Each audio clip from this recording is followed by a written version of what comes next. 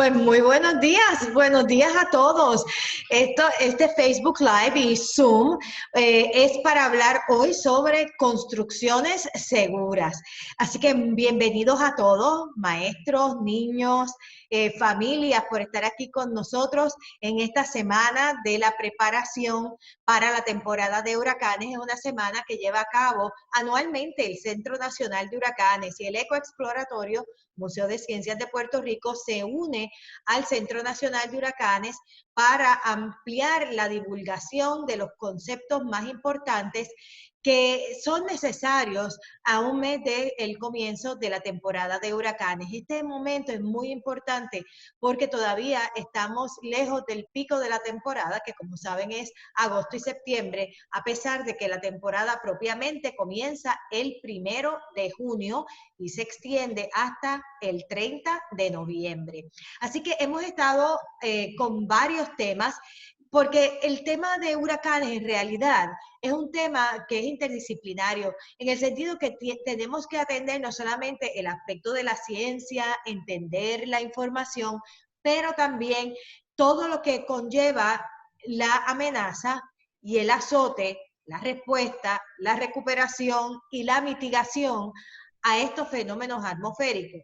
Esta temporada de huracanes se perfila como una que puede ser bastante activa. Y cuando hablamos de que puede ser bastante activa, puede ser también destructiva. Y no necesariamente para Puerto Rico, pero para cualquier otro territorio, el cual esté en el Golfo de México, en las islas de las Antillas Mayores o de las Menores, o en las costas del sur o del este de Estados Unidos, que son pues las zonas que se afectan por estos fenómenos atmosféricos que se forman en lo que conocemos como la cuenca del Atlántico. El pronóstico oficial del Centro Nacional de Huracanes sale a fin de este mes, entre el 20 y el 21 de mayo. Lo importante es que no importa si haya uno o hayan 20 fenómenos atmosféricos, nosotros tenemos que estar preparados y vamos a trabajar cada uno de estos, pero la tranquilidad más grande que nosotros podemos tener en esta temporada de huracanes es tener una residencia que pueda sostener las fuerzas del viento y del agua de un huracán, sobre todo de huracanes intensos, que son los que producen mayores daños. En esta temporada, pues como ustedes saben, no vamos a aliviar el problema del COVID en su totalidad, del coronavirus, tampoco estamos pudiendo evitar el que hayan temblores de tierra porque estamos con una secuencia sísmica activa en el suroeste de Puerto Rico, igualmente al noroeste del Canal de la Mona, ha seguido temblando. Así que no importa por cuál grado de dirección usted mire, nosotros tenemos alguna situación con la que tenemos que trabajar. Por lo tanto, tenemos que estar bien preparados, orientados, y muchas de las recomendaciones para unas cosas sirven para la otra, pero este año sobre todo el tema de la salud cobra mucha importancia. Así que vamos a tratar de estar seguros en otras áreas, como es el área de la construcción o de la reconstrucción de nuestras viviendas, para poder entonces atender temas de salud que son posiblemente lo más importante de todo, porque si no hay salud no hay vida, ¿verdad? Así que tenemos que estar seguros de que atendemos cada una de estas cosas, haciendo nuestro checklist, nuestra lista de las cosas que todavía nos faltan por hacer, lo que no tenemos, lo que sí tenemos, y de esa forma es que hacemos un plan familiar. Así que le doy la bienvenida al ingeniero Luis Aponte. El ingeniero Aponte trabaja en la Universidad de Puerto Rico, recinto de Mayagüez, en el Departamento de Ingeniería Civil. Es un especialista en todo lo que tiene que ver el área de construcción, tanto para huracanes como para terremotos. Así que le damos la bienvenida al ingeniero Luis Aponte, que hoy nos va a estar hablando de construyendo de forma segura. Muchas gracias por estar con nosotros, ingeniero. Gracias, Ada. Gracias por la invitación y saludos a todos los que están conectados y viendo el Facebook Live. Creo que mi familia está por ahí también. Así que, nada, aquí vamos a estar hablando de un poquito de lo que es la mitigación, ¿verdad? Y lo que nosotros como ingenieros civiles, ¿verdad? Con especialidad en ingeniería estructural hacemos, ¿verdad? Para poder estudiar la parte esta de lo que tiene que ver con la ciencia de los edificios, ¿verdad? La parte de building science, ¿verdad? y hablar un poquito más de eso. Como mencionaste, estoy acá en el Departamento de Ingeniería Civil y Agrimensura. Me puse hoy mi polo verde colegial, así que saludo a los colegiales que están por ahí y vamos a seguir acá un poquito, ¿verdad? Voy a presentar aquí un poco de parte del trabajo que tuve la oportunidad de hacer con el equipo de FEMA. Luego del huracán María, tuvimos la oportunidad de ir y ver los daños que ocurrieron. También he participado para ver daños después del terremoto y hemos visto muchos daños en toda la zona oeste. Y vamos a hablar un poco de eso, ¿verdad? Voy a hablar un poquito en el trasfondo de qué pruebas se hacen a escala real para yo probar cómo la fuerza del viento puede afectar los edificios. Vamos a hablar un poco del centro IBHS. Vamos a hablar de lo que es la mitigación. Vamos a hablar de la división de la ciencia de construcción de FEMA, el FEMA Building Science Branch. Y vamos a hablar un poquito de las cosas que se han hecho para mejorar lo que son los códigos de construcción de Puerto Rico, que finalmente es lo que nosotros como ingenieros utilizamos, ¿verdad? Para poder hacer un diseño que sea lo suficientemente confiable para que pueda soportar las cargas de estos eventos extremos naturales, ¿verdad? Hablamos del viento, también está el terremoto, está la fuerza de la marejada ciclónica. También tenemos que ver la parte de la inundación de los ríos de agua dulce, o sea que son todas las áreas que nosotros como ingenieros vamos a estar estudiando en ese proceso de diseño y planificación. Aquí mencionando un poco lo que es el centro de BHS, es el Insurance Institute for Business and Home Safety. Están localizados en Carolina del Sur, en los Estados Unidos, y aquí pueden ver en este dibujo. Estoy poniendo aquí una foto aérea del sitio, pueden ver el tamaño, lo grande que es, la foto aérea que tienen ahí a la parte izquierda, pueden ver el parking, el tamaño de los vehículos, de los carros, lo pequeño que se ve con ese sitio. Dentro del sitio, en la imagen que tienen abajo, es un edificio, un tipo hangar, ¿verdad? Y ahí se construyen casas a escala real y esas casas que se construyen se generan vientos de categoría... creo que lo estaba modificando para generar viento hasta un huracán categoría 5 y poder ver el efecto del viento en estas estructuras a escala real. Aquí tenemos una construcción típica que dice común y más fuerte, la Common and Stronger, que básicamente lo que presenta es el tipo de construcción en Estados Unidos de paredes de bloque. Nosotros en Puerto Rico, como somos una zona sísmica bien activa, la construcción que se haga en bloque, si se utiliza como un elemento principal para resistir las fuerzas del terremoto, esos bloques tienen por código que está el todo relleno con cemento y con varilla anclados a los cimientos. Y eso no es así en sitios donde no hay terremoto. Por eso es que ven ahí que el edificio común es un edificio de ladrillo, o sea, de bloque reforzado que no tiene refuerzo en todas sus celdas de los bloques. El Stronger pues sí tiene eso, y eso al momento de construir, eso es algo que no incrementa el costo de construcción por un monto bien alto. Al contrario, son modificaciones que se hacen esa estructura va a ser mucho más resistente. Es como decimos acá en Puerto Rico, el mango bajito, en inglés el low hanging fruit. O sea, hay cosas que nosotros podemos hacer que no requieren mucho costo y van a hacer que las estructuras sean más seguras.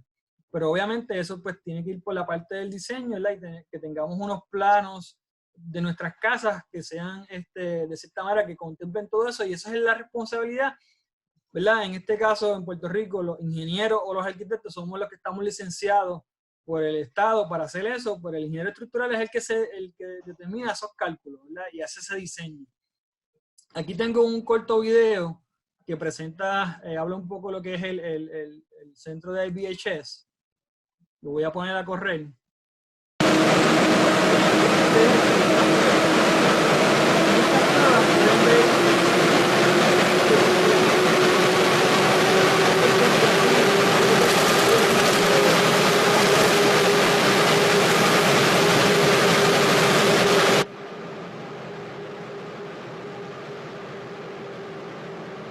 Voy a apagar el sonido para poder seguir hablando.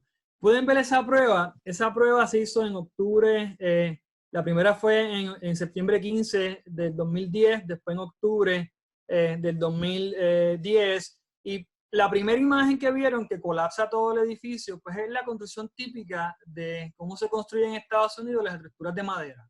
En este caso, esa estructura, la voy a poner que corra otra vez, lo que sigo explicando, esa estructura pues se construye con las técnicas que se usan en la parte central de Estados Unidos, no el tipo de construcción que se hace en la Florida. En la Florida son construcciones un poco más robustas, que tal vez hoy día sería la casa que está en la derecha que no colapsa. Deben de hacerse anclajes en las conexiones de madera para que los elementos estructurales estén conectados fijos a los cimientos, que se haga una conexión segura entre las paredes de madera con el techo, ¿verdad? Y hablo de madera porque son las estructuras más vulnerables para la madera. En este modelo que colapsa solamente el techo, pues se fortalecieron las paredes con los cimientos y no se fortalece el techo, por eso es que el techo falla, pero después pueden ver que una vez falla el techo, la estructura colapsa completa. Y esa diferencia, el programa de IBHS, ellos tienen este programa que se llama Fortified, que ese programa lo que busca es con ciertos upgrades, ciertas mejoras que se hacen a la construcción, que esa construcción pues pueda sobrevivir la tormenta, ¿verdad?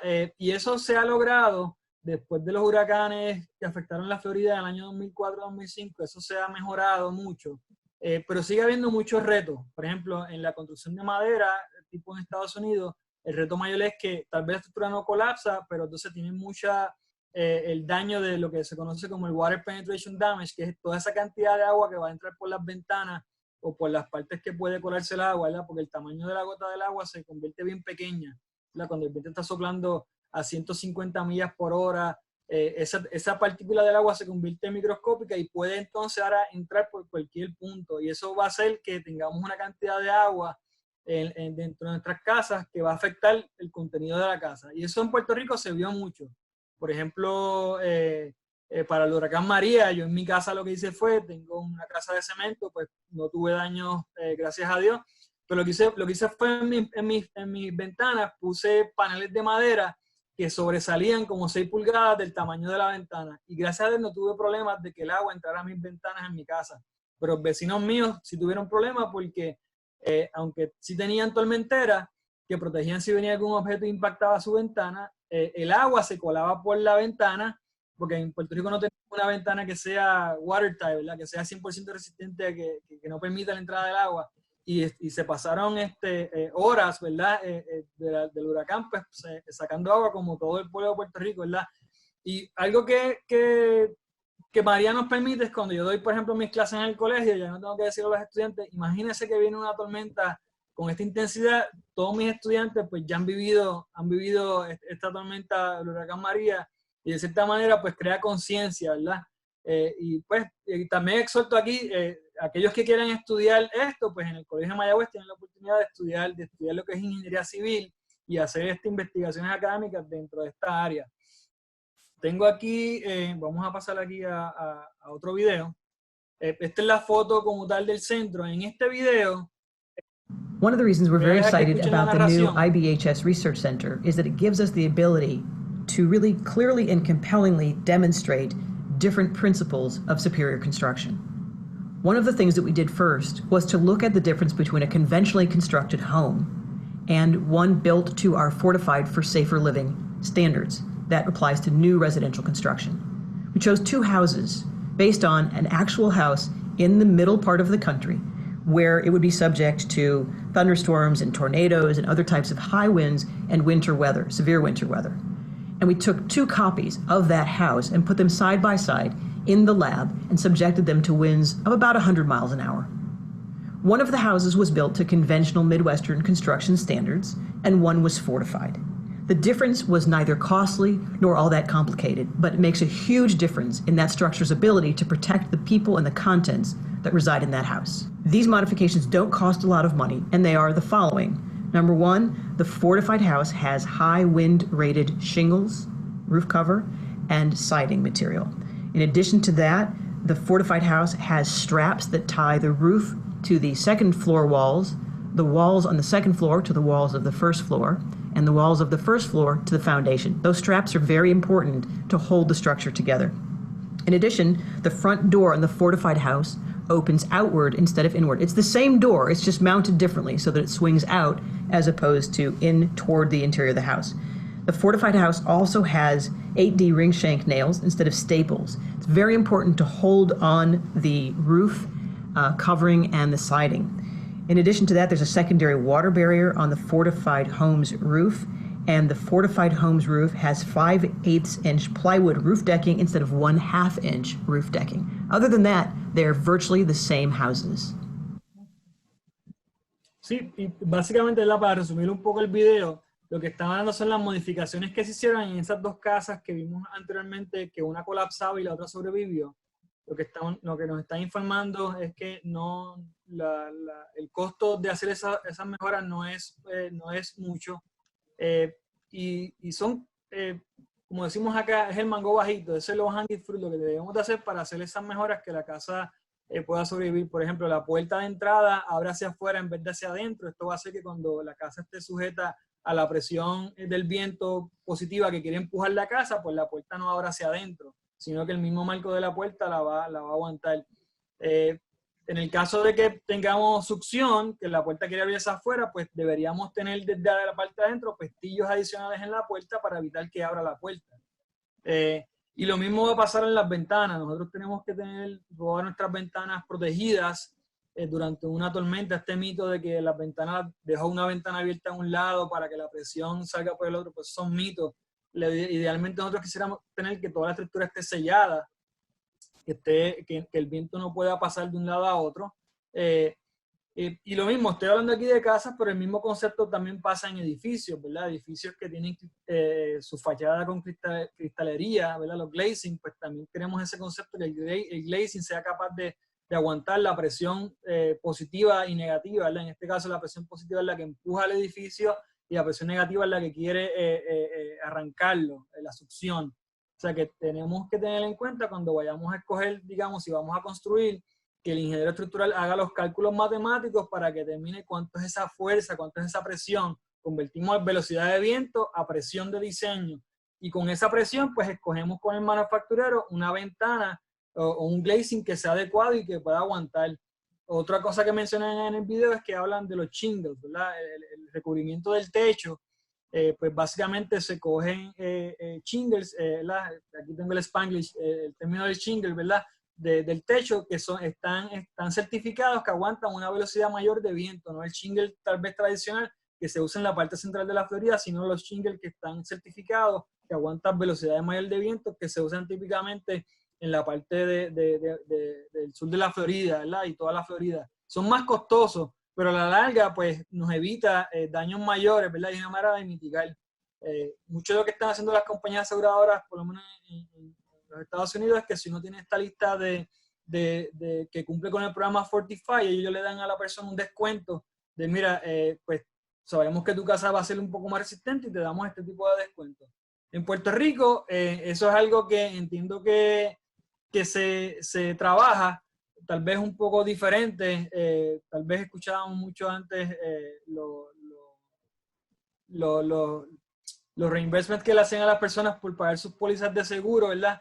Pero todo eso cambió en Puerto Rico después de los terremotos, ¿verdad? Tenemos la realidad que tenemos que diseñar las casas seguras en Puerto Rico tanto para vientos huracanados como para terremotos. Si estamos cerca de la costa hay que tomar en consideración la parte de las marejadas ciclónicas, y si estamos en un valle que se puede inundar, pues hay que tomar también eso en consideración. One of the reasons we're very excited. Déjame pasar aquí. Este es el mismo video, otra toma, ¿verdad? Que lo habíamos visto ya, ¿verdad? Y pueden ver de nuevamente mejoras significativas que se hacen. La casa que tiene el logo Fortify, cómo esa casa puede sobrevivir. La casa que se construyó sin estas mejoras, pues colapsa totalmente. Y queremos estar en ese nivel, ¿verdad? Tenemos que hacer una aclaración, Ada, es que esa casa falló en vientos de 100 millas por hora.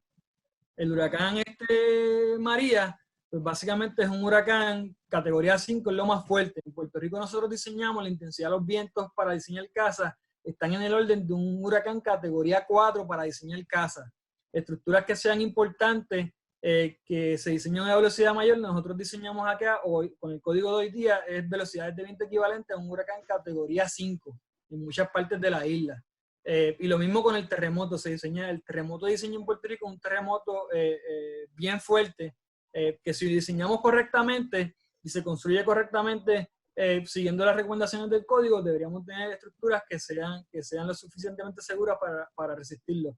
La realidad del país es otra, tenemos mucha de nuestra infraestructura, se hizo en la década de 70, 60, 70, 80, y esa infraestructura pues no está al día con los códigos, ¿verdad? Porque los códigos han seguido actualizándose. Y sí, nosotros como ingenieros podemos ir a hacer una evaluación de esas estructuras existentes para ver su capacidad ante los nuevos terremotos de diseño o las nuevas presiones de viento que vamos a tener con los huracanes. Entonces, ahí vamos a lo que es la mitigación. La mitigación básicamente es el esfuerzo que llevamos a cabo para poder reducir la pérdida de vidas y propiedad al disminuir el impacto de los desastres. Y esta es la definición que aparece en el website de la página de FEMA. Para que la mitigación sea efectiva, debemos tomar las medidas ahora, antes del próximo desastre, para poder reducir las consecuencias humanas y financieras, ¿verdad?, que vamos a tener más adelante. O sea que, por ejemplo, un ejemplo típico, todas las personas que están en el proceso de reconstrucción luego de María y luego de los terremotos, yo sé que no es fácil y ha sido un proceso que ha sido muy lento, pero lo importante es que deben de mirar y buscar el consejo a través del Colegio de Ingenieros Agrimensores de Puerto Rico, el Colegio de Arquitectos y Arquitectos Paisajistas de Puerto Rico, para que un profesional de la construcción los ayude a hacer este proceso eficiente.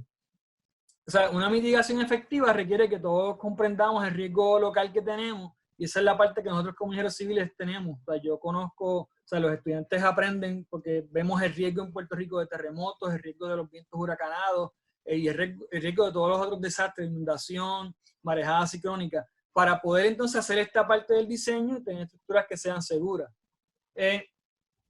Los beneficios, los desastres pueden ocurrir en cualquier momento. O sea que un beneficio de la mitigación es que si hacemos ese trabajo de mitigación, pues vamos a estar de cierta manera cubriendo las bases para cuando venga este evento que no conocemos cuándo es que va a ocurrir. El número de desastres cada año aumenta, pero solo el 50% de los eventos provocan que se tenga asistencia, en el caso de nosotros, del gobierno federal para ayudarlos. O sea, no todos los desastres las personas van a recibir ayuda, y sabemos lo cuesta arriba que es recibir ayuda para muchas personas, ¿verdad? Tienen que demostrar que tienen los títulos de propiedad y todo lo necesario. Así que los programas de mitigación de FEMA ayudan a reducir el impacto de los eventos y nuestra dependencia de nosotros como contribuyentes, ¿verdad?, para poder asistir a este desastre, ¿verdad? Y ante lo que estamos pasando hoy día con esto del coronavirus, pues cada vez se hace más cuesta arriba. Y esta próxima slide lo que nos presenta es, por ejemplo, por cada dólar que se invierte para mitigar, cuánto dinero estamos salvando. Por ejemplo, para cuando vemos el término en overall, por cada dólar que yo invierto para mitigar, yo recupero, ¿verdad?, o puedo salvar $4, ¿verdad? Y eso básicamente es cuando construimos por encima, un poco más allá del código. El código de construcción, tenemos que entender que, yo digo a mis estudiantes, el nombre del código es Minimum Loads, las cargas mínimas requeridas para diseñar un edificio. Y yo le digo a veces a ellos, mira, eso es como sacarse en una clase, ¿verdad? Y también están por ahí las que pasan con D. El código es lo mínimo que yo como ingeniero puedo hacer. O sea, yo puedo diseñar una estructura que vaya por encima de los requisitos mínimos del código. Y aquí lo que nos presentan en esta primera columna que presenta la relación del dinero es si vamos beyond code, por encima de lo que requiere el código. Por ejemplo, en overall salvamos $4, ¿verdad?, de cada dólar que invertimos. En términos de viento la proporción es 5-1. En términos de inundación de marejada ciclónica, que es el segundo en la lista, es 7-1. Inundación de agua dulce es 5-1. Miremos aquí el del terremoto. El terremoto, básicamente, la proporción es 4-1. O sea que si yo hago las mejoras a mi estructura para hacer que esa estructura sea sismo resistente, pues estamos también salvando dinero, ¿verdad? Y el último es los fuegos urbanos, que aunque, ¿verdad?, gracias a Dios no hemos tenido ese problema en la isla, pero sabemos que en el 2017 en el estado de California hubo muchos fuegos y hubo pérdida de muchas personas, ¿verdad? Que murieron en esos incendios y también en otras partes de los Estados Unidos. ¿Qué es lo que queremos hacer? Queremos que las personas sean be code confident, ¿verdad? Que la persona confíe en los códigos de construcción. Yo puedo tener mejor código de construcción si no implementamos ese código y no hacemos velar que ese código se ponga en función, pues básicamente vamos a tener estructuras que van a estar vulnerables. O sea que es bien importante y a raíz de estos eventos, de estos desastres, pues las personas tienen que mirar a los colegios, ¿verdad? En este caso, el Colegio de Ingenieros y Agrimensores, el Colegio de Arquitectos Paisajistas, porque somos los profesionales que estamos capacitados, ¿verdad? En el Estado para ayudarlos a ellos en esa parte de la reconstrucción, de que sea de una manera ordenada, ¿verdad? Y que pueda cumplir. Aquí el código de construcción, habla aquí del International Residential Building Code, o también lo que se conoce, otra serie es lo que es el International Code Council. Ellos actualizan los códigos de construcción cada 3 años. Y tenemos que entender que la ciencia avanza bien rápido y los códigos pues tratan de mantener eso al día, pero no es hasta que la jurisdicción local adopte el código que ese código se hace oficial para que lo tengamos que utilizar. Por ejemplo, en Puerto Rico, después del huracán María, FEMA montó un equipo de expertos, ¿verdad? Yo participé como parte de ese equipo para ver los daños que habían en Puerto Rico, documentarlos y hacer observaciones al gobierno local. Y de ahí se hizo un reporte, que es el reporte también está disponible en español. Aquí tengo el enlace. Y ese reporte se puede descargar tanto en inglés como en español con todas las recomendaciones que se dieron después del huracán María. Muchas de esas recomendaciones se han implementado y se han hecho algunas. Una de ellas ha sido que se desarrolló un set de mapas nuevos para Puerto Rico para que los ingenieros, ¿verdad?, se nos haga un poco más sencillo el cálculo de la velocidad de diseño, tomando en consideración el efecto de la topografía. O sea, el viento cuando viene un huracán, el viento viene del mar, el viento entra sobre tierra, pero cuando el viento tiene que subir por una montaña, tenemos un efecto de aceleración del viento y la velocidad del viento se amplifica. Anteriormente, nosotros ingenieros teníamos un set de ecuaciones que todavía están disponibles para estimar estos efectos, pero son cálculos que pues, pueden parecer un poco complejos y no necesariamente son fáciles de realizar. Ahora tenemos una herramienta, después de este huracán, que se desarrolló una herramienta donde ahora yo puedo entrar con la ubicación de cada casa en Puerto Rico y podemos buscar directamente cuál es la velocidad de viento de diseño y me incluye este efecto de la topografía. Y eso es uno de los avances que se ha hecho en la parte de códigos en Puerto Rico, que yo diría que es de las más significativas del cambio al código. La mitigación, y aquí estoy resumiendo en un solo slide, típicamente lo que son esos conectores de metal que se usan, como vimos esa casa al principio que pudo aguantar los vientos y no falló, y la casa que falló, pues básicamente tenemos estos conectores de metal. Hay muchas compañías que los producen, se pueden conseguir en la ferretería y a lo mejor el costo de conectar esto, de cuando se hace una construcción en madera, utilizar estos conectores de metal, no es tanto comparado con el costo total de la obra. A lo mejor estamos hablando de en conectores se pueden gastar $1,000, $2,000 en una casa típica. Y eso va a hacer que la casa sea mucho más resistente y pueda sobrevivir tal vez a un huracán de mayor intensidad. Pero para irnos a la segura tenemos que hacer el cálculo correcto, el diseño correcto, seleccionar el bracket de metal correcto. Y ese es el trabajo del ingeniero estructural y del ingeniero civil. Aquí tengo otro video que les comenté. Esto es una construcción de bloques reforzados. La construcción en amarillo es una construcción común, que los bloques no tienen varilla de refuerzo.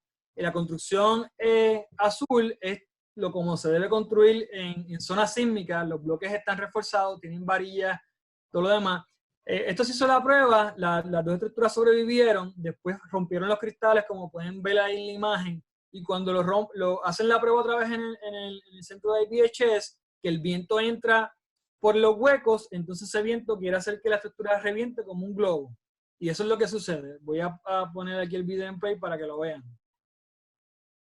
Pueden ver en la parte de arriba de la esquina del edificio cómo se comienza a desprender el techo y después esa presión del viento como que hace que esa pared de bloque que está sin reforzar colapse totalmente. En Puerto Rico eso yo lo vi después de María. Si nos vamos por código, por el libro, se supone que eso no hubiese corrido porque se supone que todas las paredes de bloques estén reforzadas y estén debidamente ancladas con varilla de refuerzo a los cimientos. Y eso es algo que yo digo que es como el low hanging fruit, el mango bajito, es algo que se hace en una construcción en bloque, ese bloque tiene que tener toda su varilla de refuerzo correcto y tiene que estar debidamente anclado a los cimientos, ¿verdad? Y eso es lo que se debe hacer hoy día siguiendo todos los requisitos del código, tanto para cumplir con los requisitos de diseño sísmico y diseño, en este caso de la isla, ¿verdad? Para las presiones de los vientos huracanados.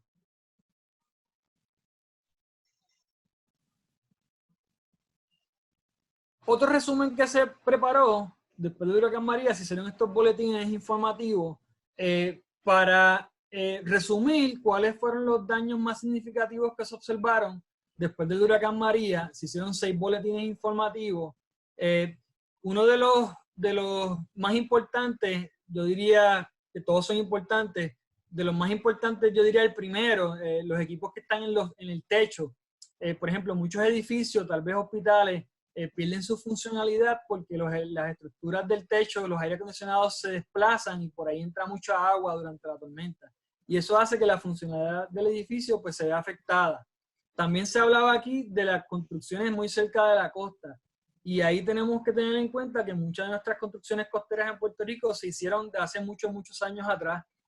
Y hoy día, pues, con lo que pasa con el cambio climático, ¿verdad? Las olas pues llegan más fuertes y pueden afectar estas estructuras.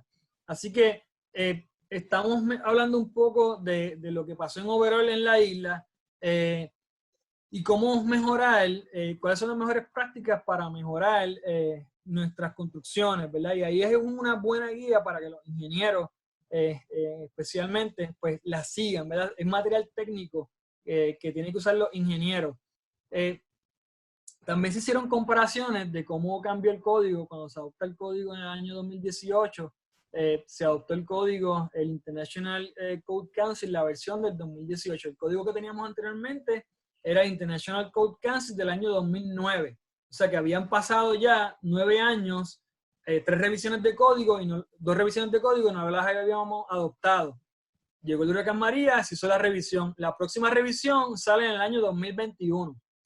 Y en ese caso, pues sí, se debería adoptar esa edición del 2021, cosa que los cambios que tenemos en el código sean cambios pequeños, ¿verdad? Pero si esperamos que pase 9 años, 12 años para adoptar el código, pues vamos a tener un montón de cambios que adoptar. O sea, la intención es que los códigos que vayamos adaptando los códigos cada 3 años para que estos cambios que van ocurriendo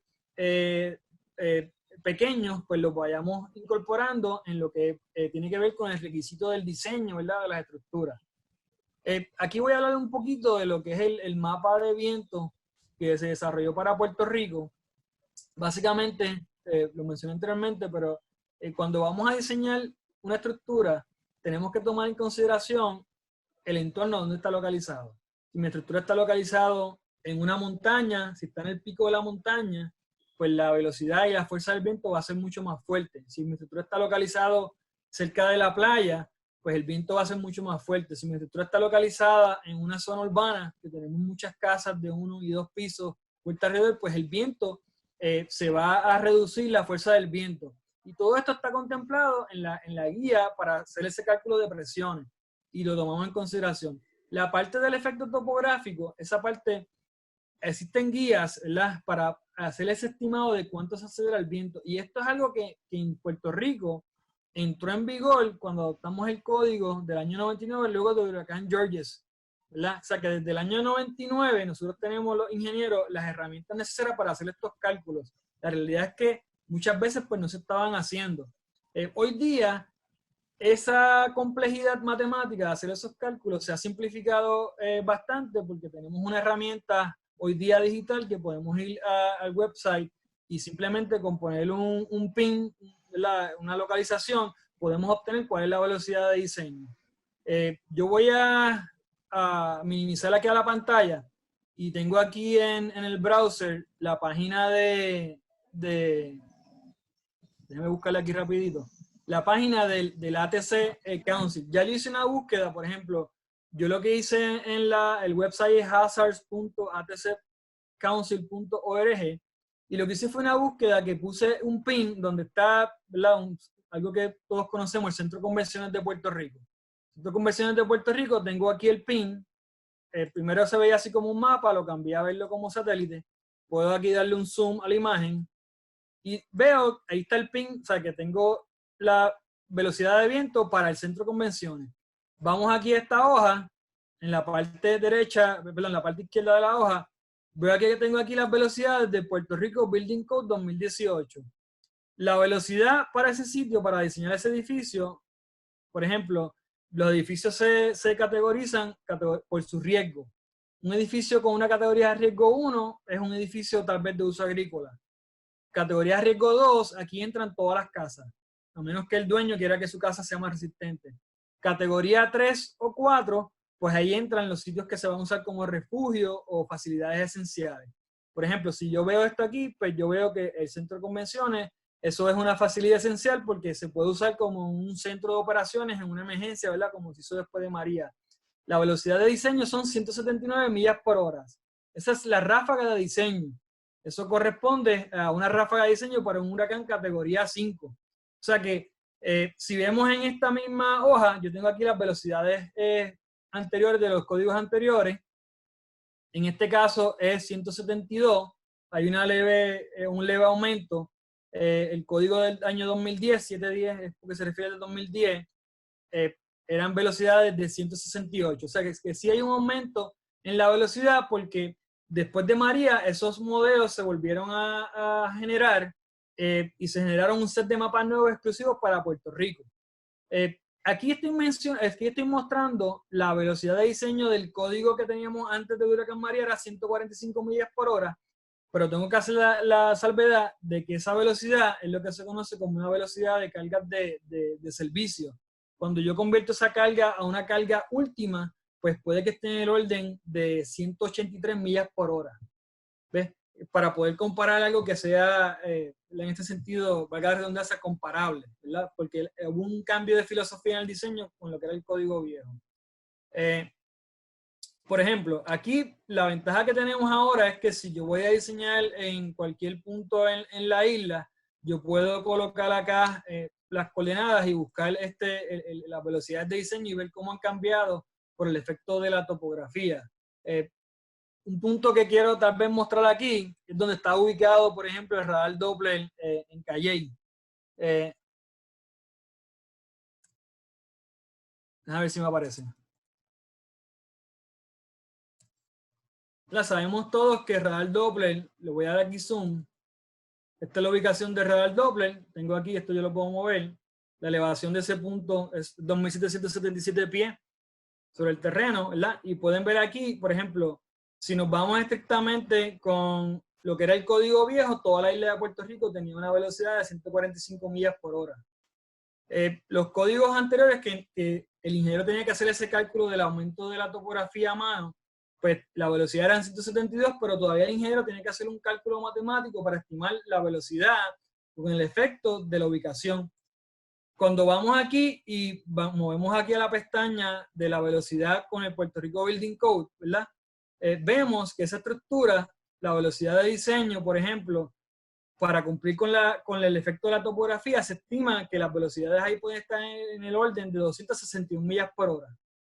Cuando vemos eso, eso es un categoría 5 plus, o sea, eso pasa lo que es la intensidad de un huracán categoría 5. Eso es la velocidad más probable de diseño que tenemos en ese punto de la isla actualmente, ¿verdad? Con la ciencia, que lo que se conoce, ¿verdad? O sea, que en este caso, pues me sirve para ese ejemplo, pero vamos a movernos tal vez aquí un poco más cerca. Y vemos aquí, hay una casa aquí. Voy a mover el punto encima de esta casa. Podemos ver entonces la velocidad de diseño para esa casa.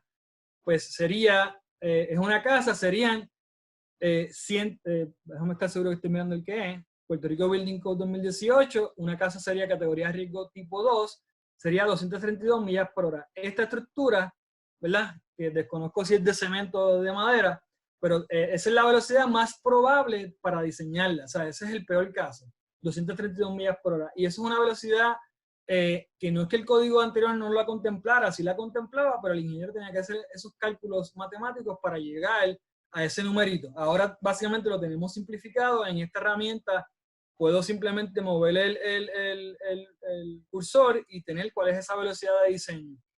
Y esto va a permitir que pues, ingenieros, personas que tal vez trabajan en industria, digamos, un ejemplo puede ser los que trabajan en sellado de techo, trabajan en desarrollo de ventanas, pues tienen una idea bien clara de cuáles son las velocidades de diseño y no tienen entonces ahora esta incógnita de cuál sería ese efecto por la topografía, sino que ya está digerido en una herramienta que lo podemos buscar fácilmente.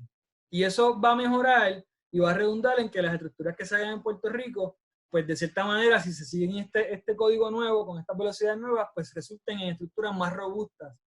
Y se entiende, pues más robustas, pues que van a tener una capacidad mucho mayor de sobrevivir en un evento extremo, ¿verdad?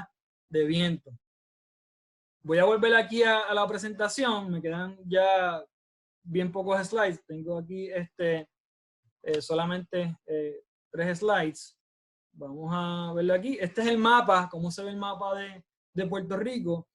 Esos puntitos rojos que ven, pues vean que la velocidad está en el orden sobre 250 millas por hora, 249 millas por hora. Pueden verlo aquí en la cordillera, aquí en la parte del Yunque lo pueden ver. La parte de Yabucoa se puede ver. Y la parte de la cordillera central pueden ver en la cresta de las montañas cómo se detectan esas zonas donde las velocidades de diseño son velocidades extremas. Y tenemos una herramienta que podemos entrar ahora con la opción esta de Google, manejar, mover el cursor y poner el pin exactamente donde está su casa y puede usted saber cuál es la velocidad de diseño que tiene su casa. Y después usted le puede preguntar al ingeniero, mira, yo lo revisé, diseñaste para que aguante esta velocidad de viento y así nos vamos a tener unas casas más seguras. Resumiendo, otras mejoras que se hicieron, pues también se actualizó la cláusula en el código para que seamos un poco más rigurosos en la parte de que se adopten los códigos cada 3 años. El próximo ciclo va a ser en el año 2021. Se añadió también una propuesta, ¿verdad? O una cláusula para atender el problema de la corrosión. Muchos problemas y estructuras que fallaron es por la corrosión. También se añadieron propuestas para que los refugios pues, se diseñen, se tengan que diseñar en Puerto Rico como una estructura crítica y pues, se diseñan entonces de cierta manera para la velocidad de viento mayor. Esto es una recopilación de algunas de las documentos que están disponibles a través de la página de FEMA, ¿verdad? Son boletines informativos de alto contenido técnico, ¿verdad? Que más bien sería para el profesional del diseño, que sea el que lo tenga que usar. También hay guías que se han desarrollado para Puerto Rico, como la guía de Keep Safe, no la tengo en la presentación, pero son unas guías muy buenas que tal vez están un poco más bajada del nivel del tecnicismo, lo técnico que es la guía, y es un poco más orientada al público en general. Y esas guías son guías muy buenas, pero mi consejo es que siempre busque un profesional del diseño para que se vaya segura y cuando vaya a reconstruir su propiedad, pues pueda cumplir con los estándares, los últimos estándares y requerimientos del Código de Construcción. Básicamente eso sería todo lo que tenemos acá en la presentación. Y nada, espero que sea de utilidad. Luis, ha sido extraordinario, ¿no? Toda la información que has presentado y sobre todo esto resuena en cada uno de nosotros porque tratamos de buscar las explicaciones, especialmente cuando vemos los daños estructurales luego que ha sucedido tanto el huracán María como ahora con los terremotos, y uno va a ver la fuerza ¿verdad? del viento, del agua o de la tierra, cómo esto pues va ¿verdad? Incidiendo en y cómo afecta el bienestar de cada familia que habita esas estructuras o del negocio que tiene que volver a empezar, pero no puede porque ha tenido daños significativos y entonces ahí entramos pues situaciones de seguro, reconstrucción, pero mientras tanto pues vamos aprendiendo para tratar de evitar este ciclo de destrucción, de reconstrucción, una construcción que sea deficiente nuevamente.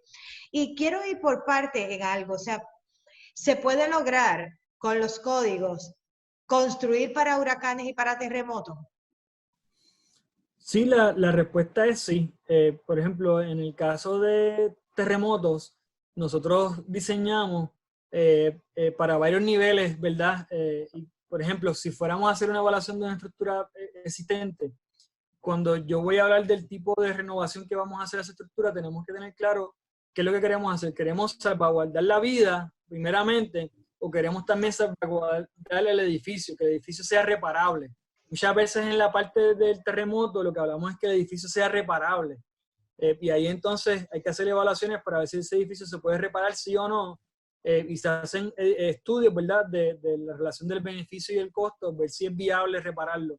Lo mismo pasa con el agua, ¿verdad? Tenemos tal vez edificios que después del huracán la entrada de agua fue tanta y a diferencia de un terremoto, después de un huracán no podemos volver al edificio por razones de que se crean hongos y no podemos entrar porque ya el edificio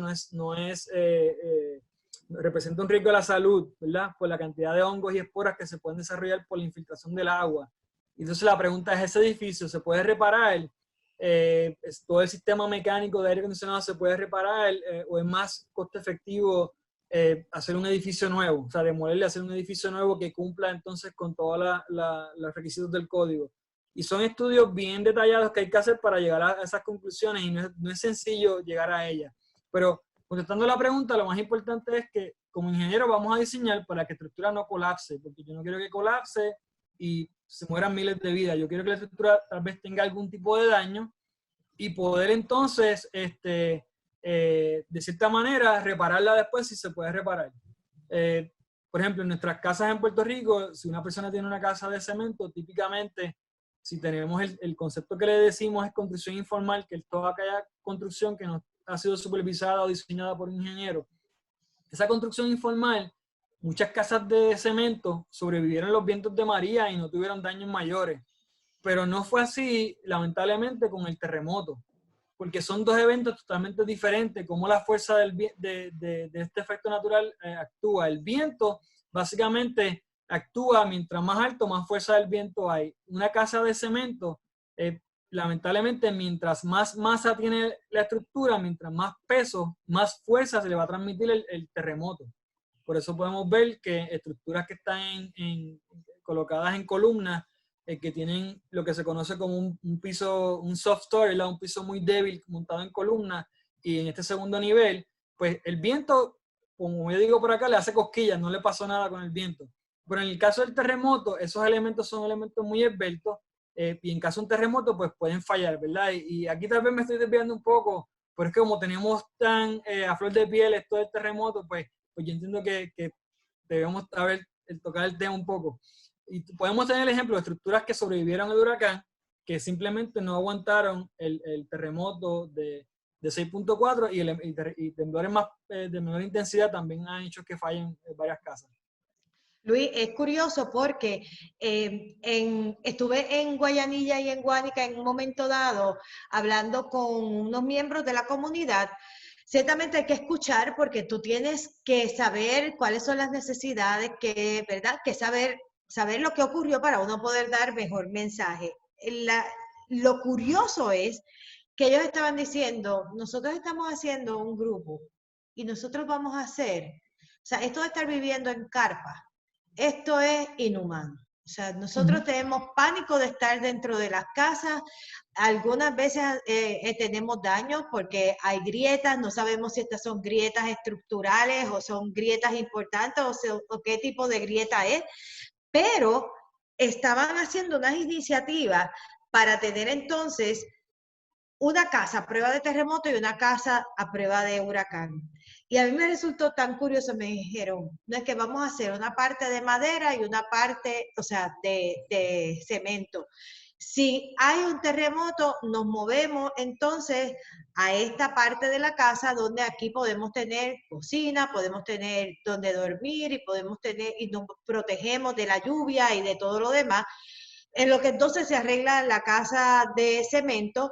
En el caso de un huracán, nos movemos entonces a la casa, entonces, de nuevo, para mí eso fue como dicen en inglés, mind blowing, porque entonces tú tener que llegar a pensar en esto, a mí me dio mucha tristeza, primero que todo, ¿verdad? Que tengas que llegar a esto, pero si estas son las formas de que algunas personas van a lidiar, y sobre todo hablando del suroeste de la isla, que esto es una cicatriz a flor de piel, como tú dices, que en cualquier momento puede temblar nuevamente, tú no sabes con qué magnitud, y estamos en medio de una temporada de huracanes.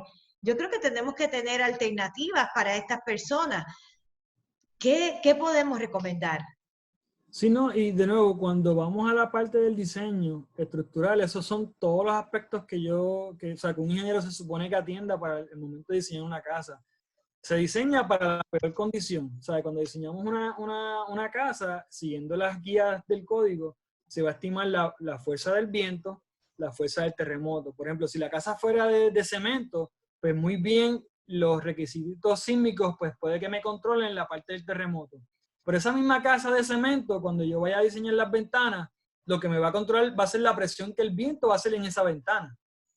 ¿Ves? Que cuando hacemos el diseño, pues la misma estructura tiene diferentes condiciones críticas que van a ver el diseño. Por ejemplo, si la casa fuera de madera, lo más seguro que el viento es todo lo que me controla el diseño de la casa. Pero tal vez si hago una casa de madera en columnas, pues ese anclaje de esas columnas, pues tal vez lo que me controle sea la fuerza del terremoto que se va a generar en las columnas. Por eso entonces el ingeniero tiene que hacer todos los cálculos, ¿verdad?, que podemos prever para hacer ese diseño el adecuado. Y la parte de las cargas, ¿verdad?, le decimos cargas ambientales, ¿verdad?, porque son el viento, el terremoto, la carga, la fuerza de la tierra. Por ejemplo, un muro de contención, eso lo diseña un ingeniero estructural. Eso tiene que el ingeniero determinar la fuerza de la tierra pegándole ese muro, y también la fuerza que la tierra le va a impartir al muro en un terremoto. Y eso lo hace el ingeniero estructural. A veces no pensamos en los muros, pero el muro, a veces en Puerto Rico vemos que hay casas que están montadas encima de muros en terrenos que son pendientes, ¿verdad?, como decimos acá, en una halda, ¿verdad? Esa pendiente accidentada, ese terreno, tenemos que un ingeniero de suelo geotécnico tiene que hacer un estudio, unas recomendaciones. En el caso mío, yo como ingeniero estructural voy a diseñar ese muro para que aguante la fuerza de la tierra que genera el terremoto y ver muchas cosas más. Si llueve mucho, el muro puede socavarse por la erosión de las escorrentías de las aguas, ¿sabes? Y muchas de esas cosas las vimos. Recuerdo una imagen que tú me compartiste de Utuado, que parecía que eran como un gato gigantesco que rayó todas las montañas de Puerto Rico, de todos los deslizamientos de terreno que hubo, pero porque fue la cantidad de agua que cayó. Y muchas estructuras entonces están vulnerables ahora porque el terreno es inestable, porque estuvo lloviendo por más de 24 horas. Y el terreno pierde la capacidad de sustentación y está estable. O sea que es bien complejo lo que estamos hablando. Y vamos a regresar un momento a ese tema de nuevo, pero no quiero que se me olvide la cantidad y especialmente en el área de Utuado, de Naranjito, donde ya el recinto de Mayagüez con el Departamento de Geología hicieron un mapa de riesgos para derrumbes, que aquellos de ustedes que les interese, busquen en Facebook @SlidesPR, SLIDES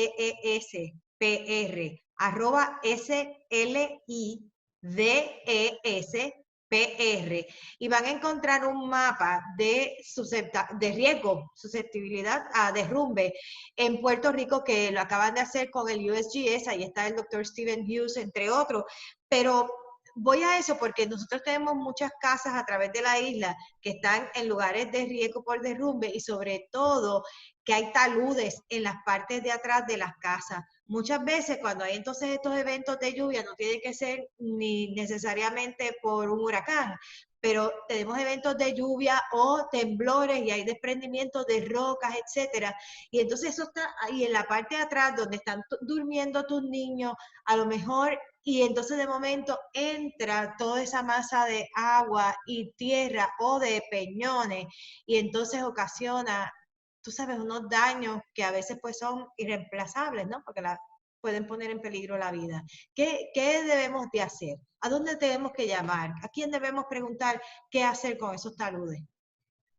Sí, en la parte de los taludes, ¿verdad? El ingeniero civil, ¿verdad? Especialista en suelo, lo que conocemos como el ingeniero geotécnico, es el que nos hace a nosotros la recomendación, a mí como un ingeniero estructural, de qué es lo que puede ocurrir. Un ingeniero civil, tenemos que tener en cuenta que un ingeniero civil tiene todos estos conocimientos, ¿verdad? Pero entonces en la parte de ingeniería nos especializamos en cada una de estas ramas. Y el trabajo de Dr. Steven es excelente porque nos permite ahora nosotros como diseñadores, yo puedo antes del momento de ver si vamos a reconstruir, yo puedo ahora tener una idea de cuál es el riesgo de deslizamientos en esa porción. Es una herramienta que no teníamos antes. Y esa herramienta, ¿verdad? Para hacerla oficial, yo sé que la hizo el USGS, pero es una buena herramienta de recomendar al gobierno que la miremos y la utilicemos y que sea requerido mirar ese mapa, ¿verdad? Cosa cuando, igualito que cuando sometemos un estudio de potencial de inundaciones, que vamos a los mapas de inundación y tenemos esta información ya digerida. Pues algo similar podríamos hacer con este producto, cosa que al momento de reconstruir veamos esa vulnerabilidad que ya está cuantificada en este trabajo y podemos decir, mira, es bien probable que este sitio, si no se recogen las aguas y se deja como está, tengamos unos deslizamientos. Y yo entiendo que es algo que en el futuro muchas personas las van a mirar y yo pienso que las compañías de seguro son las primeras que lo van a mirar, ¿verdad? Porque al fin y al cabo muchas personas pues tienen su casa asegurada, ¿verdad? Y eso también es algo que va a ayudar para poder atender esta situación. Y muros, ¿se tienen que construir muros? O sea, ¿qué recomendación específica le podemos dar a la persona común que no sabe qué hacer? Bueno, las casas que están en estos lugares habría que evaluarlas. Hay una guía que desarrolló el doctor Martínez Cruzado y el doctor Ricardo López, con su estudiante graduado, que presentan soluciones para las estructuras que están en los terrenos accidentados, las casas que están en Sanco. Y esa guía es muy buena porque es un retrofit sísmico, es una mejora sísmica. No necesariamente, ¿verdad? Para el caso del deslizamiento, tal vez una solución que esté atendida ahí. Pero definitivamente, cuando diseñamos una estructura, tenemos que ver la escorrentía de las aguas, dónde esas aguas van a caer, hacer un muro, recoger esas aguas para impedir que los cimientos se socaven. O sea que es bien importante hacer ese estudio primero, por recoger las aguas, que no se socaven los cimientos de la estructura de la casa, de los muros, para evitar que pueda tener un efecto de deslizamiento. Los muros sí son bien importantes.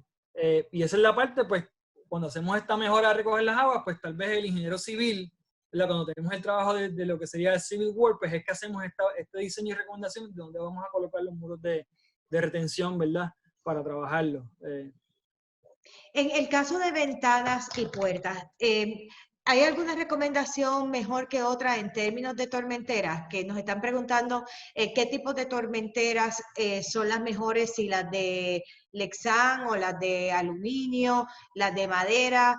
¿Cuál tiene mejor forma de proteger nuestras ventanas y puertas? Y si hay una experiencia ya con el huracán María, ¿qué funcionó mejor?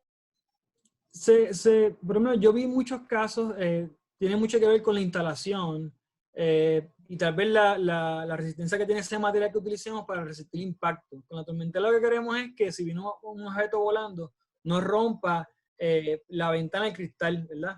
Y entonces, si ese elemento se queda ahí, si mi ventana falla, pues voy a tener una entrada de presión de viento por ese orificio y va a dañar el contenido. O sea que muchas veces la intención de la tormentera es evitar el impacto.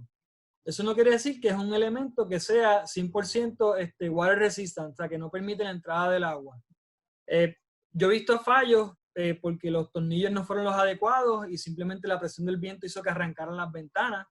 He visto fallos porque viene un objeto volando y rompe la cristalería, ¿verdad?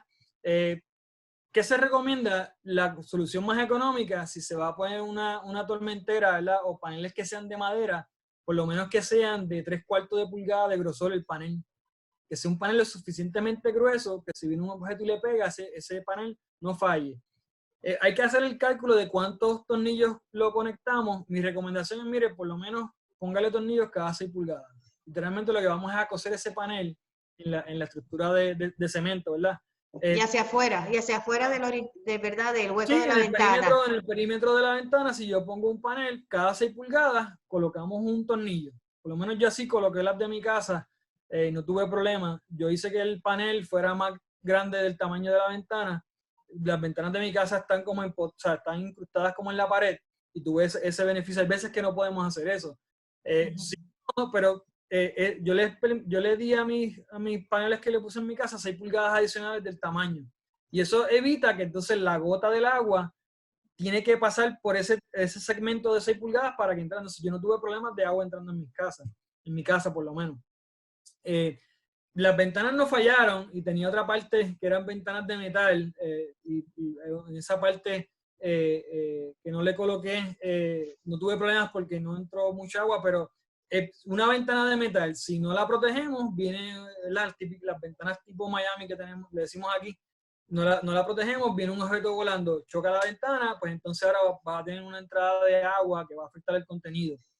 Si le ponemos un panel, básicamente el objeto choca el panel de madera y la ventana puede que todavía sobreviva. Si la estructura es de madera, lo mismo. Yo quiero que todas las ventanas estén selladas para evitar que tengamos ese cambio de presión interna. Esa fuerza que entra a la estructura va a hacer que la estructura se llene como un globo y rompa, ¿verdad? Como vimos en el video del edificio que era con paredes de bloques sin reforzar. Y ese mismo concepto va a pasar en una estructura de madera. ¿Qué es lo que ocurre? Una vez fallan las ventanas, lo próximo es que el techo se va volando, porque si no está bien anclado. Si está bien anclado, es cuestión de tiempo y el huracán dura mucho tiempo, es como una fatiga, la estructura se va debilitando y va a fallar. Y lo importante es que, como ¿verdad? Mencionaste anteriormente, de que toda la estructura esté reforzada desde el cimiento hasta el techo. Exacto. Para que pueda tener mayor resistencia. Y algo que reportaron muchas personas, y sobre todo en Humacao y Yabucoa, que fue por donde entró el ojo del huracán María, eran las vibraciones. El viento ocasiona esas vibraciones en la estructura y muchas personas pensaban que era un temblor. Sí, sí, y correcto. O sea, todas las estructuras, ¿verdad? Cuando hablamos de vibraciones, todas las estructuras están oscilando. Eso es lo que se conoce como el periodo fundamental de una estructura. Edificios también, ¿verdad? Sí, todas las estructuras, puentes, edificios, todas las estructuras se mueven, ¿verdad? Hay edificios que lo podemos notar. Por ejemplo, si vamos a un edificio bien, bien alto, si estamos en el piso de arriba, en los días que son bien ventosos, esas estructuras se mueven. Y parte de eso es parte del trabajo del ingeniero de viento, ¿verdad? El ingeniero de viento, de determinar que ese movimiento sea un movimiento que no afecta la condición de nosotros como seres humanos, porque si se mueve mucho nos va a dar náusea y allá arriba pues sería un desastre. Esa es la parte del ingeniero de viento que tiene que hacer ese cálculo cuando estamos hablando de edificios bien altos. Típicamente los vientos, estructuras que son bajas, pues eso no lo notamos, pero ¿qué es lo que ocurre? El huracán fue lo suficientemente fuerte para hacer que esas estructuras se excitaran, ¿verdad? Y no sé, nosotros ahora que estamos en estructura podemos sentir esa vibración. Y sí, eso pasó en edificios en San Juan, en Macao, en muchos edificios que tenemos en Puerto Rico de alturas medianas, los edificios se movieron bastante. Y tengo un familiar que dice que no vuelva a pasar en una tormenta en un apartamento. Pues porque se movió mucho. No, y también la recomendación es que no se queden en un piso 5 o más, de por sí, porque el viento también aumenta con la altura, ¿no? Exacto, el viento, la velocidad del viento aumenta con la altura. En los pisos que están más altos, pues la presión del viento va a aumentar. Correcto. Y sobre todo en los apartamentos de esquina también se observan muchos daños, más que los apartamentos centrales, ¿cierto? Sí, eso es un buen punto. O sea, la presión del viento aumenta en las esquinas. Siempre que tenemos una zona que sea a 90 grados, una esquina de un edificio, la presión del viento en esa zona se aumenta. Lo mismo pasa cuando si tenemos un techo plano o si tenemos un techo a 2 aguas. Por ejemplo, los techos a 4 aguas son más aerodinámicos. La presión del viento es mucho menor en un techo de 4 aguas que en los techos de 2 aguas. Pues si yo tengo una estructura de madera que el techo es tipo casona de 4 aguas, la probabilidad que ese techo sobreviva en un huracán es mucho mayor que si el techo se hubiese construido a 2 aguas. Porque la presión que se genera, como las esquinas son menos filosas, ¿verdad? Porque no tenemos conexiones a 90 grados, pues la presión del viento se disminuye. Y esto lo podemos ver en la historia. O sea, las casonas típicamente se hacen con techos a 4 aguas. Pasa que la complejidad de construir un techo de madera a 4 aguas es mucho. Tienes que ser más diestro. El maestro de obra que haga esa construcción, ¿verdad? O el ingeniero, tiene que tener la destreza de poderlo hacer correctamente. Pero definitivamente eso es algo que las compañías de seguro pues saben. Si tú vives en una casa de madera con techo de 4 aguas, lo más seguro tu póliza de seguro es más económica que la póliza si tú vives en una casa de madera con un techo de 2 aguas. Y de hecho, no sé si se acuerda, pero allí frente a la parroquia Nuestra Señora del Carmen, en Punta Santiago, en Humacao, al ladito de la iglesia había una casa en la esquina y esa casa, su techo era de 2 aguas. Esa casa, prácticamente el techo voló como un avión, una ala de un avión, ¿verdad? Porque básicamente el viento hace ese efecto de lift, ¿verdad? De ascenso y levanta el techo prácticamente de la casa y por eso veíamos tantos techos que el huracán se los llevaba, los sacaba y se los llevaba, ¿no? Es así, ese efecto del lift de que quería arrancar el techo en un techo que sea 2 aguas es casi el doble que si el techo hubiese sido a 4 aguas. O sea, es una reducción significativa cuando hablamos en términos de fuerza. Y eso también tiene que ver con el ángulo de cómo está construido. Con el ángulo, ¿verdad? Y eso son cuando nosotros hacemos muchos de los cálculos matemáticos que tenemos que hacer, esas son muchas de las variables que nosotros como ingenieros atendemos. Nosotros tomamos en consideración la geometría de la estructura. ¿Es rectangular? ¿Es cuadrada? ¿El techo es plano? ¿El techo es de 2 aguas? ¿Es 4 aguas? ¿Cuál es la pendiente de ese techo? Todos esos son parámetros que se toman en consideración al momento de hacer ese cálculo de la fuerza. Cuando hacemos esos cálculos a mayor fuerza, pues entonces se puede diseñar correctamente, pero yo tengo que haber anticipado cuál es esa fuerza para poder seleccionar materiales y conectores que sean lo suficientemente fuertes para que puedan aguantar esa fuerza y van a ser más costosos. ¿Y qué es peor, un ángulo más pequeño o un ángulo más grande para estos techos de 2 aguas? ¿Dónde Sí, todavía se magnifica más? Cuando el ángulo es más pequeño, las presiones son mayores, llega un momento que las presiones se disminuyen, pero lo que tenemos que tener en cuenta es que un edificio de 2 aguas puede que en algún momento el viento le pegue a la estructura en la parte que tiene el techo con el ángulo. Pero a medida que se mueve el huracán, en algún momento el viento máximo puede venir en la parte del techo que está con la esquina a 90 grados. O sea que como no sabemos cuál va a ser de las dos, el peor caso que me va a controlar es cuando el viento le pega por la dirección que no tiene el techo inclinado. Y esa esquina, esa parte del techo en la esquina de arriba es donde más presión hay. Hay muchos videos, y por ejemplo el centro de IBHS tiene muchos videos de cómo fortalecer los edificios de techo de 2 aguas en esta zona. Típicamente en la parte de adentro del ático pues se le colocan más elementos de madera para anclarlo mejor. Y yo creo que tal vez hay ¿verdad? Fallamos en pensar que las estructuras de madera pues son peligrosas para huracanes, pero yo he visto estructuras de madera que están correctamente construidas y no han tenido mayor problema. Es porque se le da más mantenimiento. ¿Cuánto mantenimiento hay que darle a un edificio de madera? Posiblemente porque tiene más anclajes. Allí mismo al lado del radar. Nosotros cuando fuimos, había muchísimas estructuras que resistieron. Sin embargo, el radar se lo llevó totalmente el viento. Sí, tenemos que tener en cuenta que el radar es una estructura que está elevada, yo creo que como 100 metros sobre el terreno, o sea, es bastante alto, o sea, que ese efecto se va a sentir mucho mayor la fuerza. Estructuras de madera, los conectores de metal tienen una vida útil. si estamos cerca, y en Puerto Rico hay corrosión en toda la isla. Los polvos del Sahara se ha demostrado que tienen muchas sales y el efecto de corrosión está en toda la isla. O sea que nosotros podemos ver ese efecto en toda la isla y esa fue una de las enmiendas que sometimos al Código de Construcción, es que cualquier elemento estructural, entiéndase, elementos de acero o conectores de metal para estructuras de madera que están expuestos a los elementos del ambiente, tienen que ser materiales que sean resistentes a la corrosión, ya que sean que tengan, ¿cómo es? Que sean galvanizados. Pero eso tiene una vida útil. El galvanizado no va a durar siempre. Cuando comience la corrosión, puede que dure 10, 15 años. O sea que los techos de madera, típicamente en Estados Unidos, cada 10, 15 años hay que hacer lo que le dicen allá un re-roofing, que es cambiar los shingles, detectar si hay algunos paneles que se hayan dañado y cambiarlos. Y lamentablemente eso en Puerto Rico, a mí me consta, es bien difícil que las personas lo hagan. Allá lo requieren porque muchas casas están aseguradas y las compañías de seguro le exigen a los dueños que hagan el re-roofing.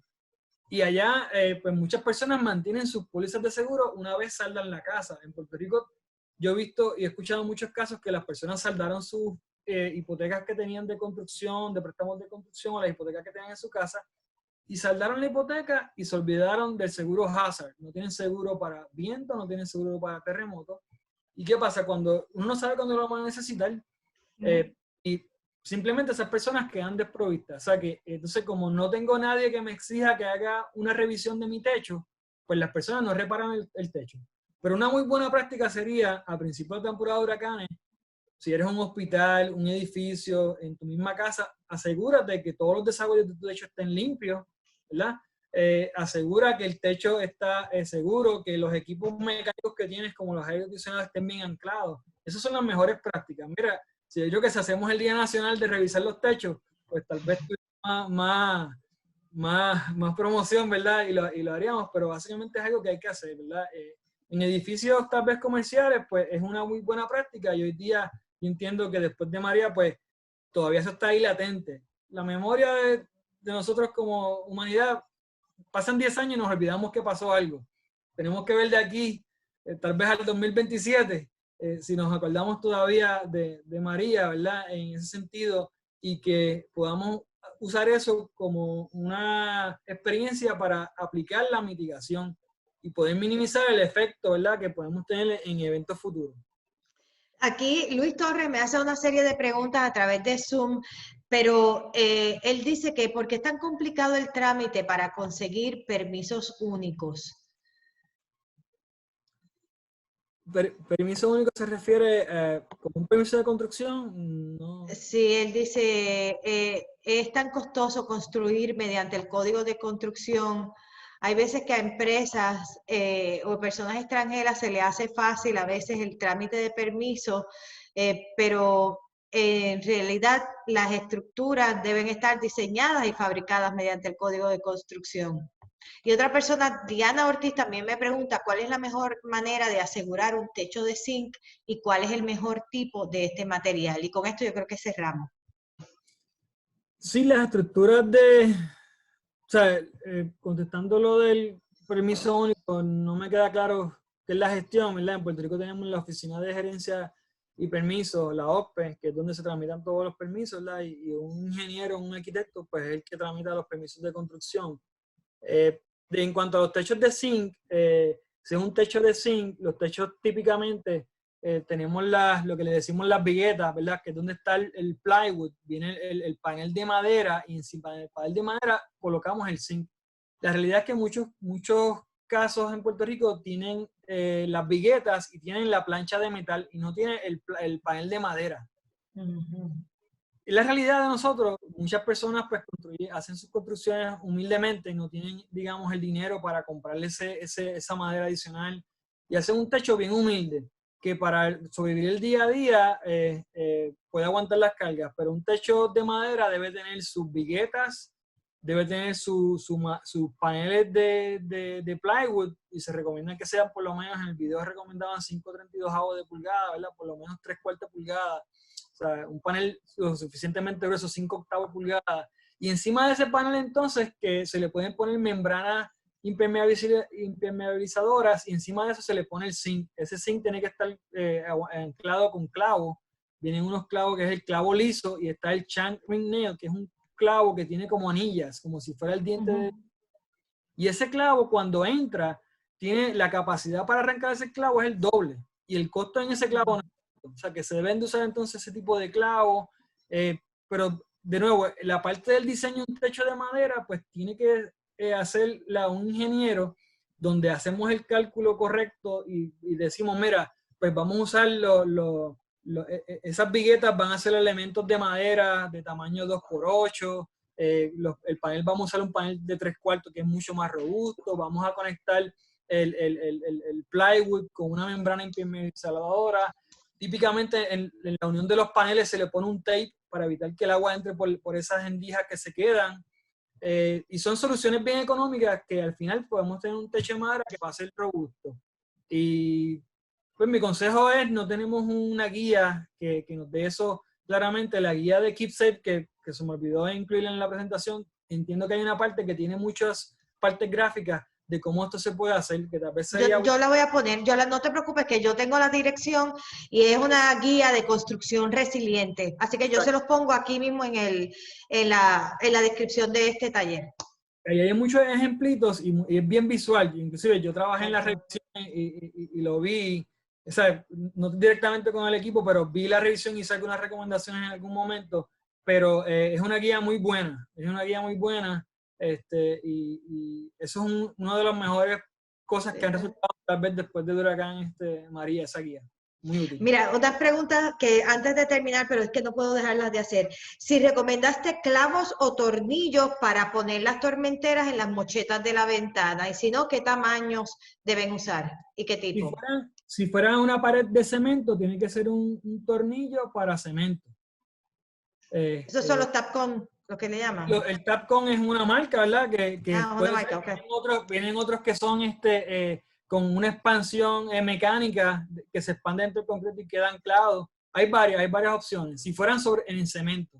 En madera, pues lo mismo. Debe ser una conexión de madera que nos aseguremos que no solamente estamos pasando el panel sobre un panel muy fino. Tenemos que pasar un tornillo que en la parte de atrás aguante a un elemento de madera estructural, ya sea un elemento 2x4, lo que decimos, en inglés la palabra es un stud. Típicamente vienen unas maquinitas, un stud finder, y uno detecta dónde está ese miembro estructural detrás del panel, y queremos entonces que en la madera pase y esté conectado a ese elemento. Porque si lo conectamos al panel, pues es muy débil, va a fallar. ¿Y qué tamaño es el tornillo? Los tamaños de los tornillos, por ejemplo, hablar de una marca, el Tapcon vienen de 1/4 de pulgada, vienen de, creo que son 3/8. 1/4 es un poco más grueso. Ahí hay que ver bien la capacidad. Yo me diría tal vez el de media pulgada y tal vez ponerlos cada 6 pulgadas. Eso es un over design. Pero cuando uno ve el costo, es bien barato, ¿verdad? Versus y hay que tener en cuenta, cuando vienen los huracanes, esos son artículos que uno va a la ferretería y no se consiguen. Eso es ahora que hay que hacerlo. Ahora es el momento, uno tiene todos esos equipos, esos materiales para pues tenerlos, los paneles, tenerlos ya numerados. Yo por lo menos en mi casa estaba a última hora buscándolos cuando María, no lo tenía hecho. Aunque tenía 2 o 3 tormenteras en las ventanas de cristal, pero hay que estar preparado. Y esas son cosas que ahora podemos buscarlas y tenerlas, ¿verdad? ¿Y los tensores para las casas de madera y zinc? Mira, los tensores, yo crecí en una casa de madera cuando pequeño y recuerdo cuando vino el huracán Hugo en mi casa, mi papá consiguió 3 tensores y los pasamos por toda la casa y la casa sobrevivió.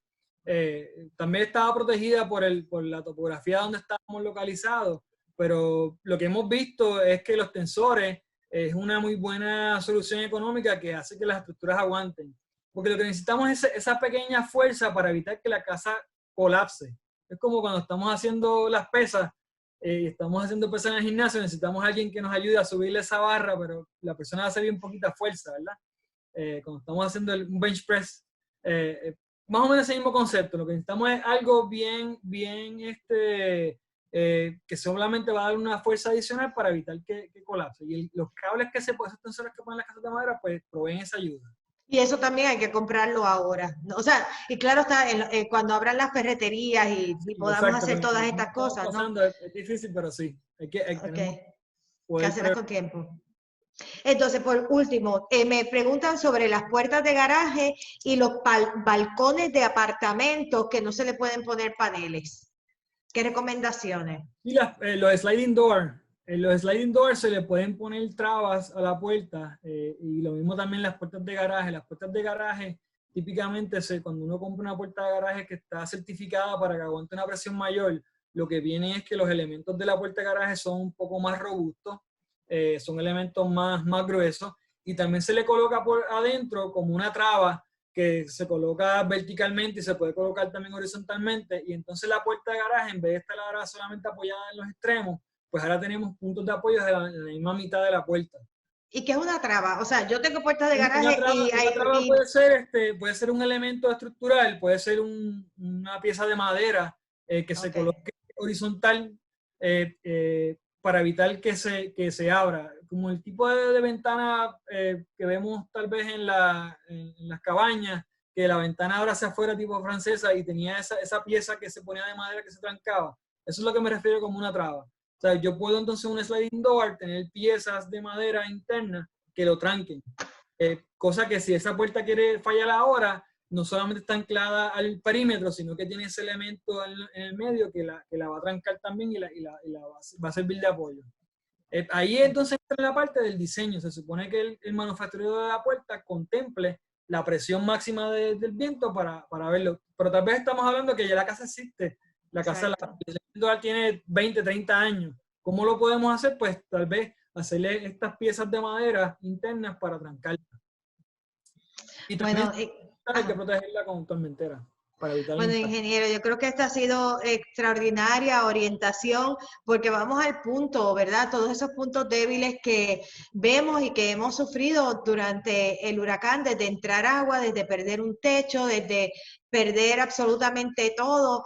Qué tranquilidad cuando uno tiene una construcción segura, ¿no? Que puedes apertrecharte, cuidar de tu familia. Y yo creo que eso es lo que debemos aspirar todos, a tener una residencia segura, ya sea un apartamento, sea una casa de 2 pisos o 3 pisos, ¿verdad? Como hay.